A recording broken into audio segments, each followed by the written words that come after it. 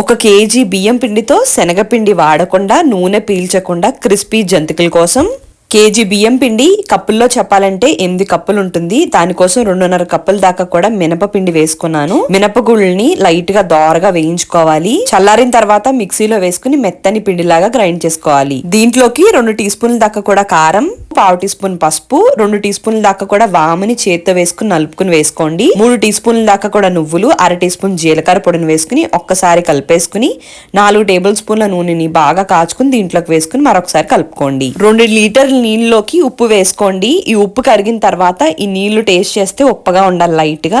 ఈ నీళ్లు బాగా వేడెక్కిన తర్వాత ఈ పిండిలోకి వేసుకుని బాగా కలుపుకోవాలి. మరి మెత్తగా కాకుండా మరీ గట్టిగా కాకుండా కన్సిస్టెన్సీ ఈ విధంగా ఉంటే జంతికలు నూనె పీల్చకుండా బాగా క్రిస్పీగా వస్తాయి. ఇప్పుడు దీనిపైన మూత పెట్టుకుని కొద్దిగా మాత్రమే తీసుకుని జంతికలు పుడకలోకి వేసుకుని ఇలా జంతికల్లాగా రెడీ చేసేసుకోండి. నూనె బాగా హీట్ అయిన తర్వాత మాత్రమే ఇవన్నీ కూడా కడాయిలోకి వేసుకుని 2 వైపులా కూడా మంచి కలర్ వచ్చి నురగ తగ్గగానే స్ట్రైనర్ సహాయంతో తీసేసుకోండి. ఇదే విధంగా అన్ని రెడీ చేసుకోండి. డీటెయిల్ గా క్లియర్ ఎక్స్ప్లెనేషన్ కావాలంటే YouTube channel Bhimavaram special kitchen లో చెక్ చేసుకోండి. మరి నచ్చితే లైక్ అండ్ ఫాలో చేయడం మర్చిపోకండి.